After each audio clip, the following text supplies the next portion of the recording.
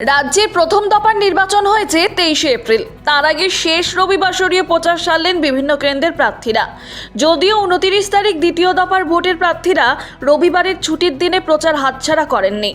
নন্দীগ্রামের বিজেপি প্রার্থী শুভেন্দু অধিকারী সমর্থনে রোড শো করলেন অভিনেত্রী তথা বিজেপি সাংসদ কঙ্গনা রানায়ত। অভিনেত্রীকে দেখতে এবং বিজেপির সমর্থনে কর্মী সমর্থকেরা রোড শোয়ে অংশ নেন। সবাই সুস্থ শৃঙ্খলা মেনে সবাই সারিবদ্ধভাবে কঙ্গনাদির গাড়িতে আগান।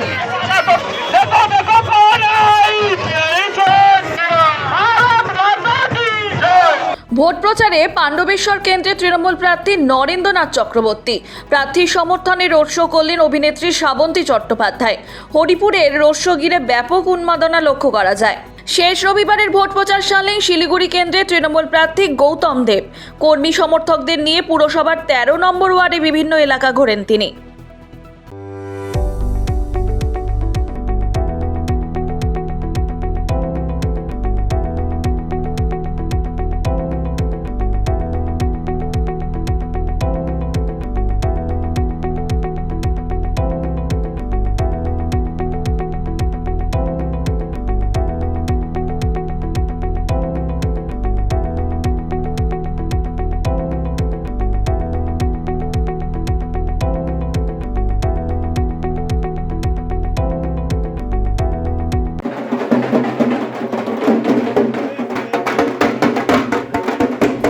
প্রথম দফা ভোটের আগে শেষ রবিবার সরিয়ে প্রচার সারলেন শিলিগুড়ির বিজেপি প্রার্থী শঙ্কর ঘোষ।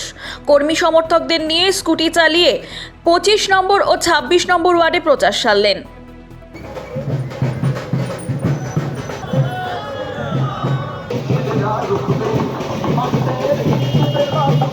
বিজেপি প্রার্থী জিতেন্দ্র তিয়ারি সমর্থনে রোড শো করলেন কেন্দ্রীয় শিক্ষা প্রতিমন্ত্রী সুকান্ত মজুমদার।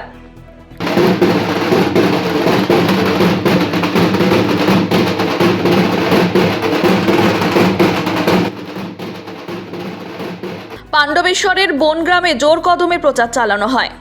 রবিবার সরিয়ে প্রচার সারেন বিধাননগরের তৃণমূল প্রার্থী সুজিত বসু। নিজের পাড়া শ্রীভূমি সহ লেকটাউন অঞ্চলে প্রচার চালান তিনি।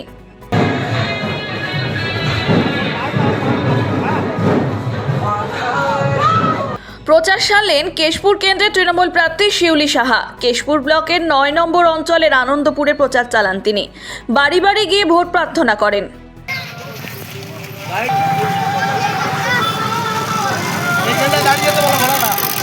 ওল্ড মালদা পুরসভার 7 ও 8 নম্বর ওয়ার্ডে প্রচার সারেন মালদা কেন্দ্রের বিজেপি প্রার্থী গোপাল চন্দ্র সাহা।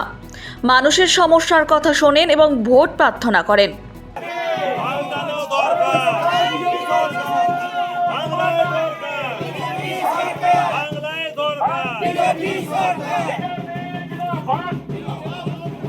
ঝাড়গ্রামের নয়াগ্রাম বিধানসভা কেন্দ্রে তৃণমূল প্রার্থী দুলাল মুর্মুর সমর্থনে প্রচার করলেন সাংসদ অভিনেতাদের। নয়াগ্রামের বালিগেরিয়ায় জনসভা করেন তিনি।